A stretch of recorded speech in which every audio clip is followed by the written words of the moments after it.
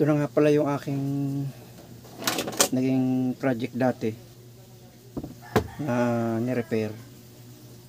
Nilagyan ko ng bagong interior. Nilagyan ko ng stainless na bisagra dito sa loob. Tapos nilagyan ko ng mga stainless. Tapos nilagyan natin ng leather. Functionless to. Ngayon lang natapos kasi ngayon lang medyo nagkaroon ng panahon para mag-intindi. Tapos ito yung pinakalabas niya ng hangin. Para pag pinam siya ng paa. Ayan. Yung hangin nito ay pupunta dito. Pupunta dito sa gas tank niya. Dito siya. Ayan. Pag nakaganito siya, bukas yung gasolina, sasali natin dito. Ayan. Kaya yung mga naghahangad na magkaroon nito, pwede ko kayong turuan. Tapos dito naman yung dalawang hose para sa suplete. Ito naman yung hose na papunta dito sa ating pump. Gagawin na natin.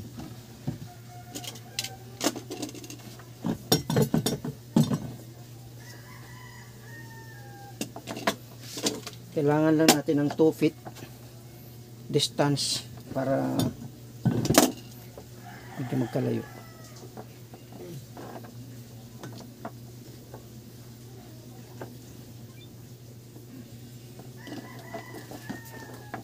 Feet.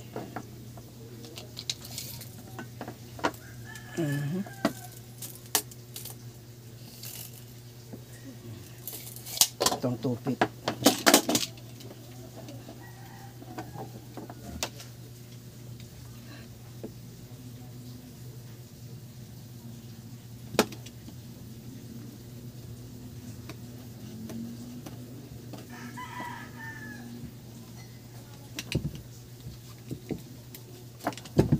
Medyo magandang klase yung nabili nating hose.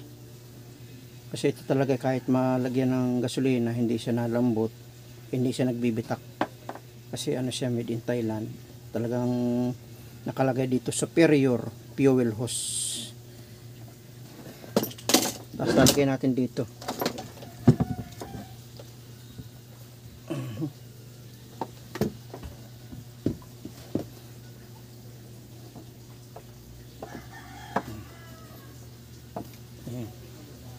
Tapos ito naman dito natin ilalagay.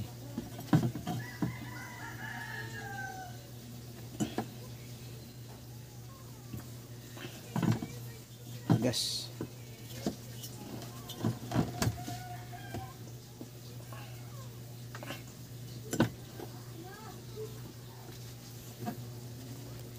Lagyan natin ng kaunting langis.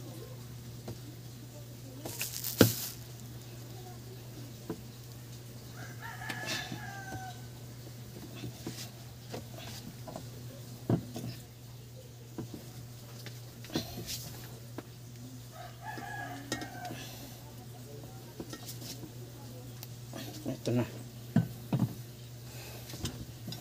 Ito na yung clearance niya. Ayan.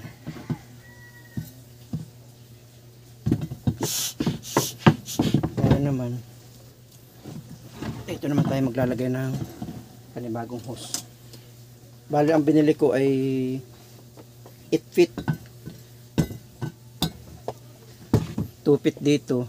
Tapos hahatiin naman natin itong 6 feet para maging dalawa.